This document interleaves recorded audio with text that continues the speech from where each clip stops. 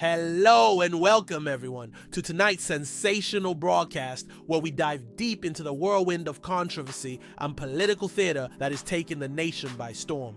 Tonight we bring you an explosive and unfiltered look at the latest developments surrounding President Trump's so-called Liberation Day of tariffs, a day that, in his own words, marks the moment when America was finally freed from the tyranny of being able to buy stuff from other countries. This controversial declaration, delivered with all the bravado and hyperbole you'd expect from a man accustomed to shaking up global trade, has sparked a firestorm of reactions, jokes, and political jabs from every corner of the media landscape.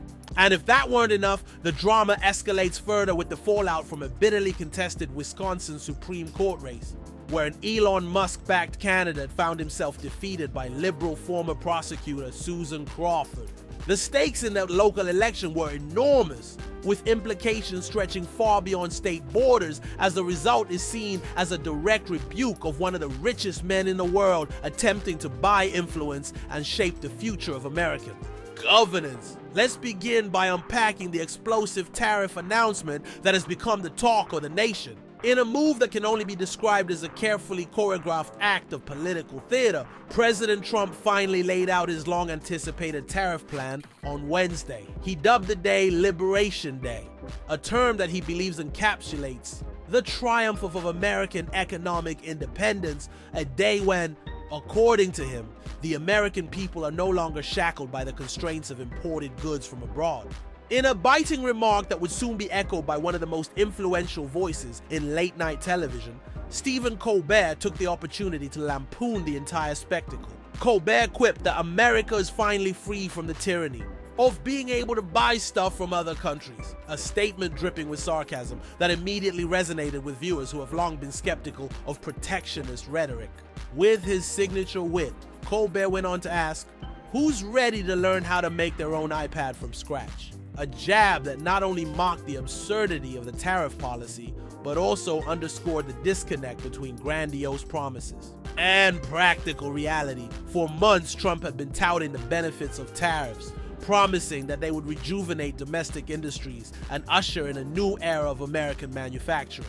Yet, as it turns out, the grand plan came together at the very last minute. Reports indicate that as recently as Tuesday night, Trump was still weighing various tariff options. Options that, if you're not familiar with the intricacies of Washington's bureaucratic language, can be described as a chaotic flurry of ideas haphazardly discussed and, quite humorously, spitballed through bathroom doors at 3 a.m. This image of late-night, half-serious deliberations has become a favorite punchline among critics, who see it as emblematic of the often haphazard and impulsive nature of policymaking in today's political climate. When the announcement finally came, the details of the tariff plan were as dramatic as they were far-reaching.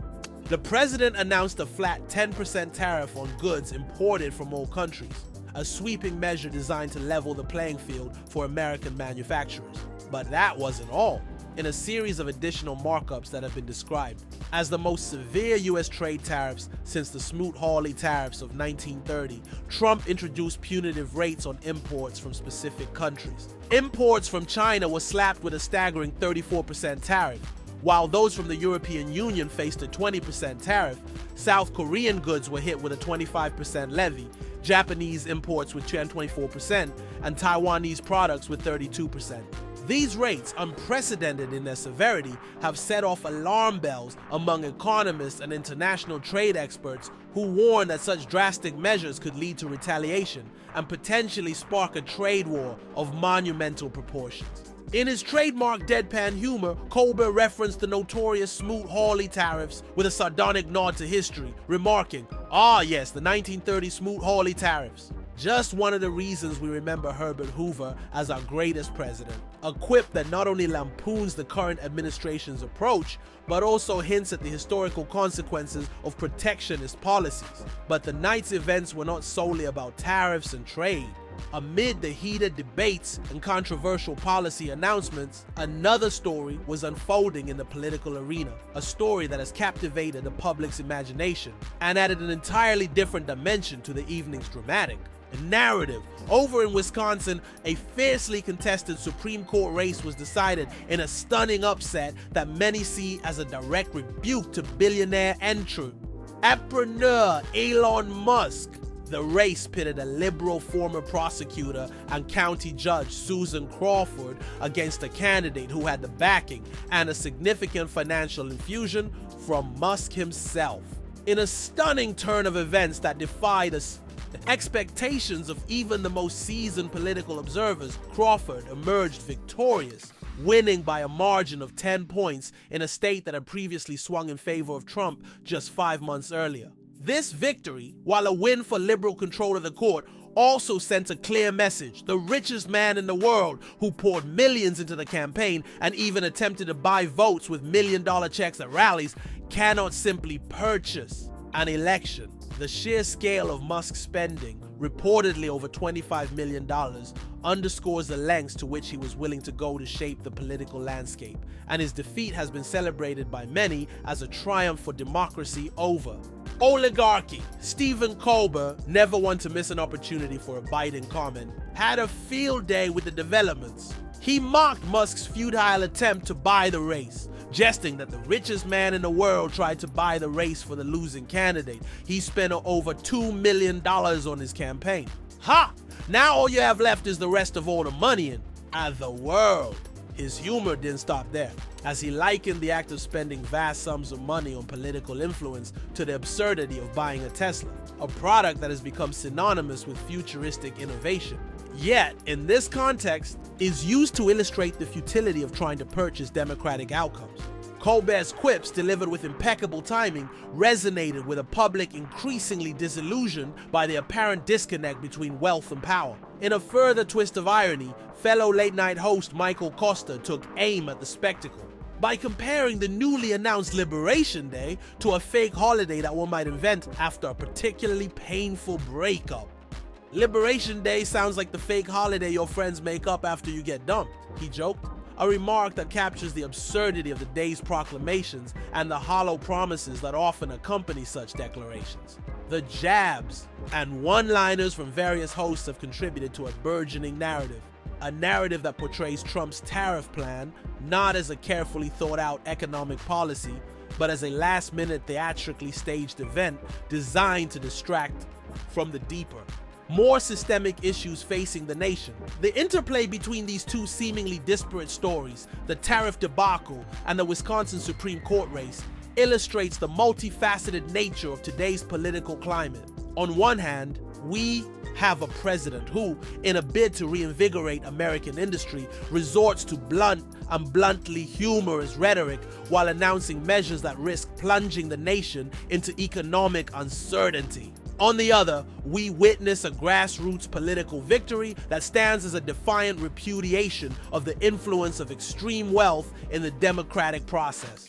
The contrast between the two is stark and serves as a microcosm of the broader tensions that define contemporary politics, the struggle between populist rhetoric and the entrenched interests of the elite, between the lofty promises of political spectacle and the hard realities of policy outcomes. As the night wears on and the conversation continues to evolve, it's important to consider the broader implications of these events. Trump's tariff plan, with its aggressive imposition of trade barriers, has the potential to reshape the global economic order, for better or worse. The tariffs are intended to protect American industries from what is seen as unfair competition from abroad. Yet history reminds us that such protectionist measures can also lead to unintended consequences, including higher prices for consumers and strained relationships with key trading partners. The legacy of the Smoot-Hawley tariffs serves as a cautionary tale, a reminder that while the rhetoric of economic independence is compelling, the realities of global trade are complex and interconnected. By imposing punitive tariffs on some of the world's largest economies, China, the European Union, South Korea, Japan, and Taiwan, Trump is not merely taking a stand for American workers. He's also risking a cascade of retaliatory measures that could destabilize international markets and potentially trigger a recession. This is the delicate balancing act that defines modern economic policy. The need to protect domestic interests while maintaining the openness and fluidity of a globalized economy, in stark contrast to the high-stakes world of international trade. The drama unfolding in Wisconsin is a story of local politics that has national repercussions. The Wisconsin Supreme Court, an often overlooked institution by many, now finds itself at the center of a fierce battle for ideological control, a battle that carries significant weight. Given that the court's decisions will affect redistricting and, by extension, the balance of power in Congress, Susan Crawford's victory is not just a win for the liberal faction. It is a symbolic triumph over the notion that money can buy influence in a democratic system. Elon Musk, whose vast wealth and penchant for disruptive innovation have made him one of the most talked about figures in modern business, appears to have underestimated the power of grassroots mobilization and the deeply ingrained belief in the sanctity of democratic processes. His attempts to sway the outcome of the election, an effort that involved handing out million-dollar checks at rallies and investing astronomical sums in campaign advertising, have backfired spectacularly, sending a message that no amount of money can override the will of the people. As one commentator noted, the richest man in the world can't even buy an election, a statement that has quickly become a rallying cry for those who believe in the enduring power of democracy. Throughout the evening, the interplay of humor and gravity in these stories has provided a rich tapestry for discussion. On one hand, we have the absurdity of Trump's tariff declarations, a spectacle that, with its outlandish language and last-minute policy maneuvers,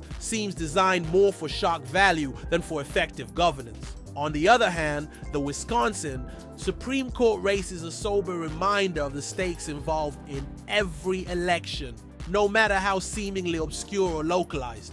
The two narratives converge to form a portrait of a nation at a crossroads. A nation grappling with the consequences of populist rhetoric, the influence of unchecked wealth, and the enduring challenge of reconciling lofty ideals with harsh economic realities. In the midst of these turbulent times, it's natural to wonder what the future holds. Will Trump's tariffs lead to a resurgence of American manufacturing, or will they instead set off a chain reaction of economic instability? Will the Wisconsin Supreme Court continue to serve as a bulwark against the corrosive influence of money in politics? Or will the forces of the oligarchy find new ways to assert their control? These are the questions that keep political commentators, economists, and everyday citizens awake at night. What is clear, however, is that the events of this past week have underscored the volatile nature of modern governance, a landscape where every tweet, every late-night policy discussion, and every local election has the power to reshape the course of history. Throughout tonight's broadcast, we have seen how the power of language, humor, and symbolism can transform even the most mundane policy announcements into moments of national significance. Stephen Colbert's biting remarks, for instance, serve as a reminder that comedy is not merely a source of entertainment, it is also a powerful tool for political critique. His ability to distill complex economic and political issues into sharp, memorable one-liners has resonated with millions, turning what might have been a dry and technical announcement into a cultural phenomenon. His observation that the tariff options were being spitballed through the bathroom door at 3 a.m.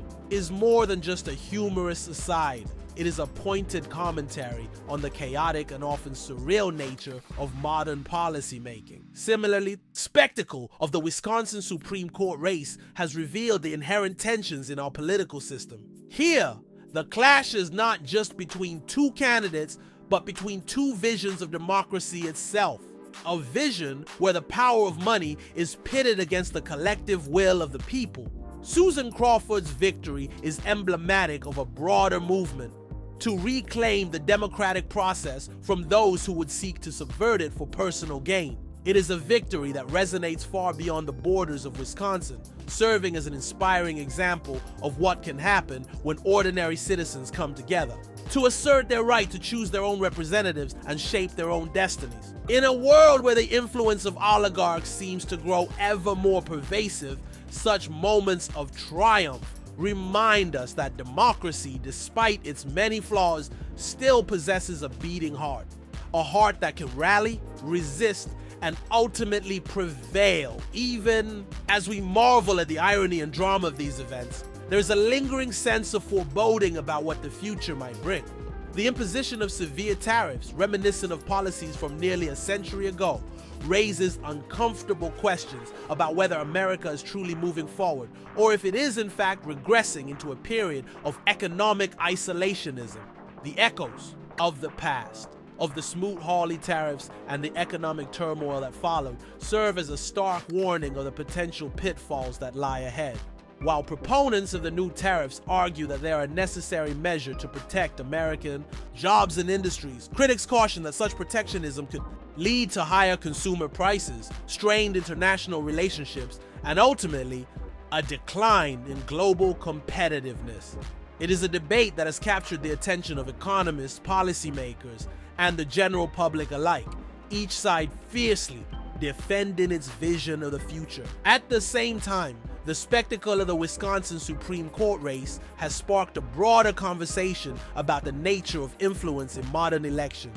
Elon Musk's attempts to leverage his immense wealth in a bid to shape the outcome of a local judicial race have been met with derision and disbelief by many who view such actions as a dangerous encroachment on the democratic process. His extravagant spending, a sum that rivals the budgets of entire political campaigns, has exposed the inherent vulnerabilities of a system where money often seems to speak louder than the voices of the people.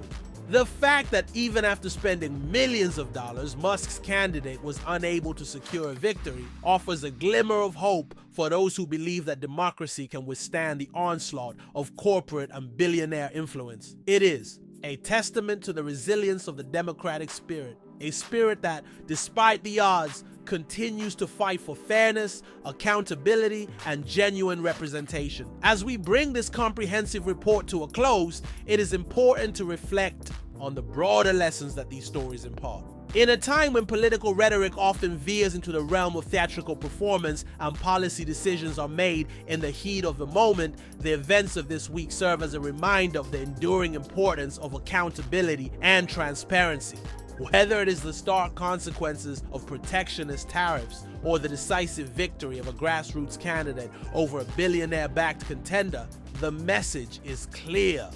The power of the people remains a force to be reckoned with, even in an age dominated by wealth and spectacle. Before we say goodnight, let's take a moment to appreciate the rich tapestry of voices and perspectives that have emerged from these debates. From the biting humor of late-night hosts like Colbert and Costa to the measured analysis of political observers and economists, the conversations sparked by these events reflect a nation that is deeply engaged with its future. It is a future that is being written not by a single individual or a monolithic establishment, but by a diverse array of voices, each contributing to the ongoing dialogue about what it means to be American in the 21st century. As we wrap up tonight's broadcast, remember that while the headlines may be filled with bold declarations and dramatic policy shifts, the true story lies in the interplay between these events and the everyday lives of the people they affect.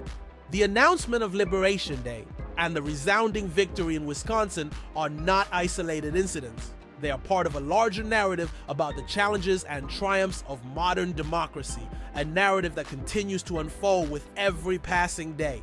Thank you for joining us for this in-depth exploration of the latest controversies rocking our nation. From the high-stakes drama of international trade to the fierce battles fought in local courtrooms, we have witnessed a powerful convergence of ideas, ambitions, and aspirations that will undoubtedly shape the future. We hope that tonight's coverage has provided you with both insight and entertainment, blending hard-hitting analysis with the kind of humor and candor that only this era of political satire can offer. As we look to tomorrow, let us remain vigilant, engaged, and always ready to question the forces that seek to define our destiny. Until next time, stay informed, stay critical, and above all, stay true to the democratic spirit that makes this country so resilient and dynamic. Good night, and thank you for watching.